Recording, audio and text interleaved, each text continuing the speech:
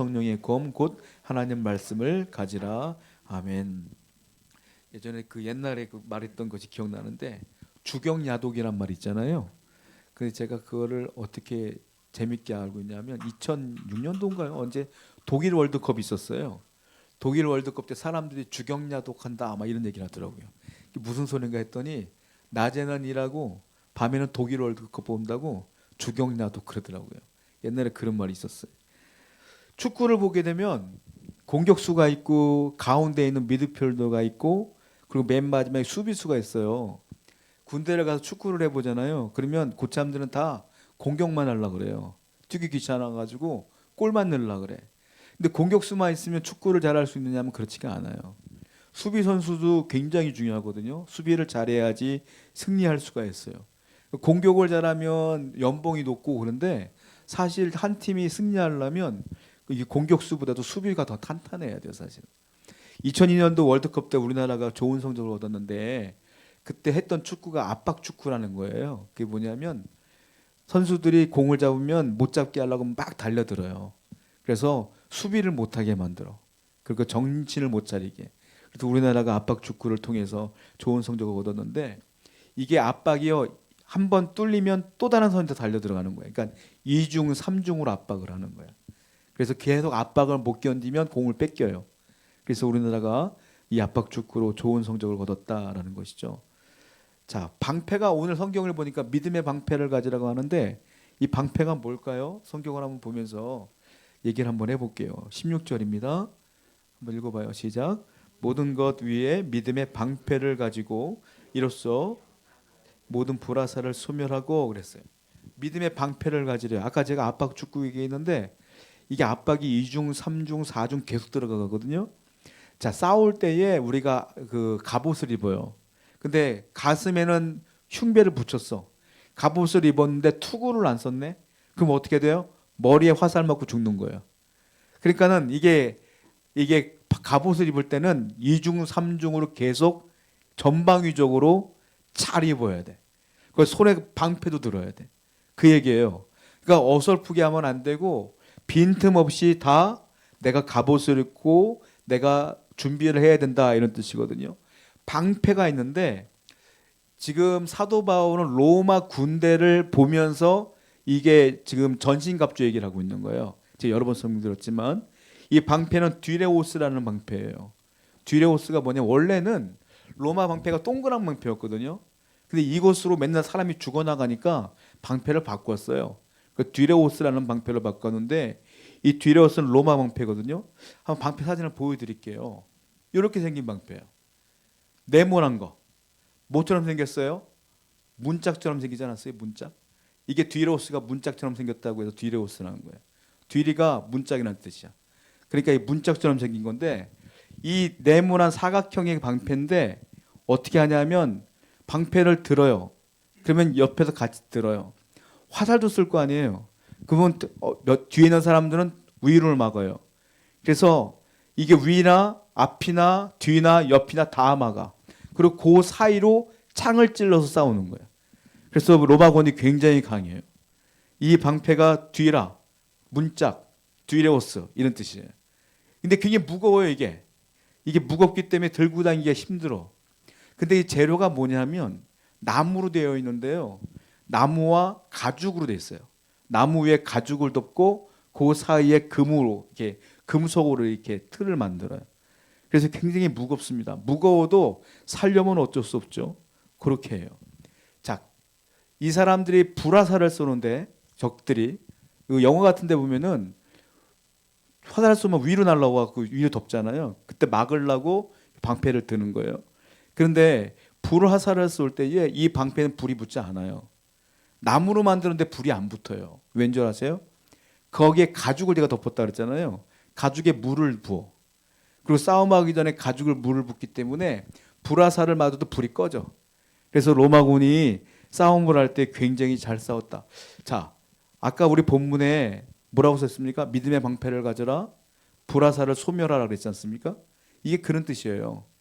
가죽을 덮었어요. 로마군인들이. 그래서 거기서 물을 적셨기 때문에 불화살이 꺼졌다. 소화됐다. 너희들도 이런 믿음의 방패를 가져야 된다. 사탄이 불화살을 쏠 때에 그 불화살이 내게 오지 못하도록 꺼트려야 된다. 그러면 방패가 필요하다. 이런 뜻으로 얘기하고 있어요. 방패의 특징이 있어요. 히브리어로 방패를 뭐라고 말하냐면 마겐이라는 단어를 씁니다. 방패가 마겐이라는 뜻인데 뜻이 뭐냐면 보호하다예요. 성경을 보면 방패라는 얘기가 굉장히 많아요. 그리고 보호하다는 말이 많아. 성경에 보면 그게 마겐이라는 단어예요. 그러니까 방패랑 보호하다가 똑같은 단어야. 그러니까 바울이 믿음의 방패를 가지라는 것은 뭐냐면 네가 믿음으로 너를 뭐하라? 보호하라. 나를 보호하는 건 뭐다? 믿음이다. 내가 인생을 살아가는데 마귀와 싸울 때 나를 보호하는 건 믿음뿐이 없다라는 거예요. 아까 그 방패가 큽니까? 작습니까? 크죠? 믿음은 그래서 뭐 해야 된다? 커야 된다 이 말이에요. 믿음이 커야 된다. 이게 아까 방패가 높이가 1.2m예요. 폭이 70cm야. 상당히 크고 상당히 무거워요. 그러니까 바울이 굳이 이렇게 얘기한 건 뭐냐면 믿음이 너를 보호하는데 믿음이 커야 된다 이 말이에요. 이왕 믿음 가질 거면 큰 믿음 가져라. 히브리서 11장 1절도 볼게요. 시작. 믿음은 바라는 것의 실상이요. 당장은 힘들어. 당장은 힘들고 어렵고 방법이 없어 보이지만 믿음으로 보면 지금 것을 보지 않고 하나님을 보면 능히 이길 수 있다. 이게 믿음이거든요. 그러니까 믿음은 커야 된다라고 말하는 거예요. 또 수준 높은 믿음을 가져야 한다. 그래야지 너를 그 믿음이 보호한다. 또 하나, 이 방패는 앞으로 쏘는 칼만 막는 게 아니라 아까 말씀드린 것처럼 위로 날아오는 화살도 다 막아요. 전방위적으로 다 막아. 궁수들이 쏘는 화살까지 다 막아요. 그래서 이 바울이 하고 싶은 말은 뭐냐면 마귀는 우리를 공격할 때 앞으로만 안 한다는 거예요. 옆도 찌르고 뒤도 찌르고 위도 찌른다는 거예요.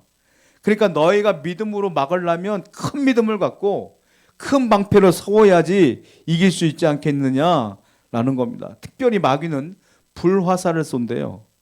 불화살을 쏘는데 송진의 화살 촉에다 송진을 바르고 끈을 묶어서 쏘는 거예요. 그러면 그것이 들어온단 말이에요. 그냥 불화살이면 다 죽는 거야. 그러니까 마귀의 그 불화살을 막으라는 이유는 뭐냐면 마음 얘기예요. 마음. 마귀가 우리한테 불화살을 대놓고 쏘는 게 아니라 어디서 쏘냐면 내 마음에 쏜다.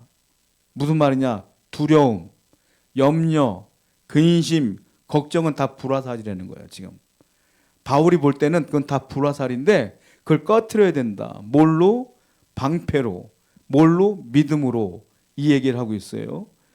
자, 성경은 찬송가 397장이 있는데 제 가사를 한번 제가 썼나요? 이 찬송이 뭔지 아세요? 주 예수 믿는 힘으로 온 세상이 후렴이야.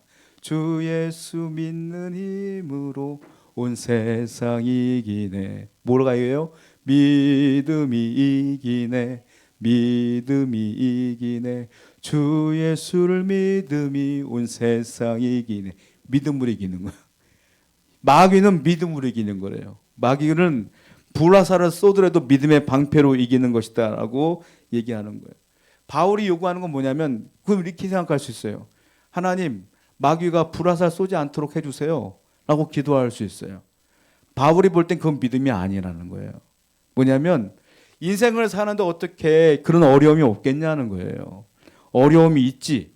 근데 믿음의 방패는 뭐냐면 그렇게 어려움이 와도 마귀야 쏴봐라. 내가 이 믿음의 방패로 이길 거야 라는 게 믿음이라는 거예요.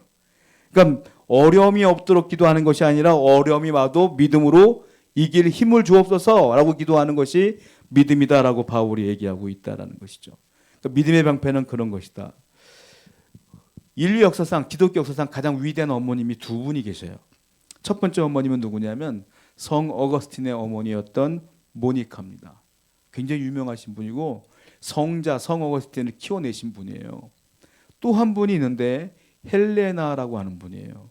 이분은 누구냐면 로마 황제의 어머니예요. 로마 황제 누구냐면 콘스탄티누스. 이분의 어머니인데 이분이 누구냐면 주 324년도에 기독교를 공인했던 황제예요. 로마 황제 중에. 로마 황제는 다 기독교를 핍박했잖아요. 근데 이분이 기독교를 로마의 국교로 삼아요. 그래서 그 다음부터는 로마에 환란이 없어지고 핍박이 없어졌어요. 헬레나는 여관집 딸로서 태어납니다. 평범한 여인이었어요. 그런데 이 여인이 로마 장군이었던 콘스탄티누스 클로루스랑 결혼을 합니다. 그리고 그 아들이 누구냐면 콘스탄티누스 대제가 되는 거예요. 근데 이 로마 황제가 되려면 정적들이 있잖아요. 정적들이 있었는데 그 중에 한 사람이 있었는데 이 정적과 이제 싸움을 해야 돼. 막센티우스라는 사람과 로마 황제를 자리를 놓고 싸우는 거예요. 근데 군사력으로 볼 때는 콘스탄티누스가 훨씬 더 적어요. 그래서 이길 수가 없는 싸움이야. 불안한 마음으로 기도를 하는데 이 헬라나가 어릴 때부터 이 콘스탄티누스를 신앙으로 가르쳤어요. 그래서 얘가 이 콘스탄티누스가 기독교인이야.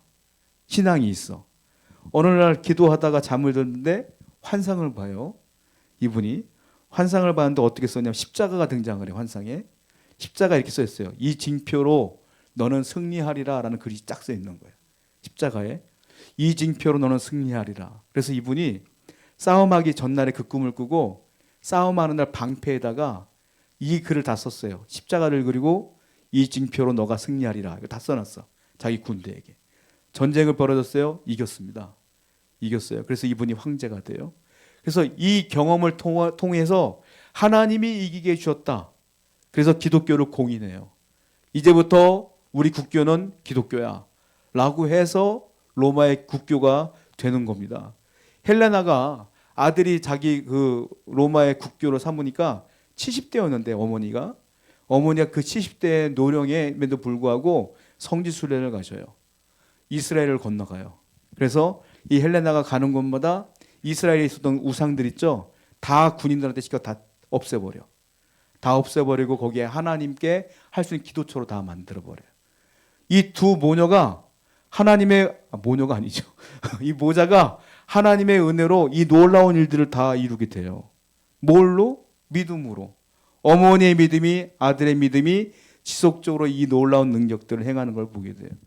여러분 살다 보면 어려움이 맞죠. 그런데 믿음의 방패로 이길 수 있어요. 하나님이 우리에게 믿음을 주셨잖아요. 힘들어도 어려워도 믿음을 세우시고 믿음으로 싸워 승리하시는 여러분 되기를 축원드립니다. 기도하겠습니다.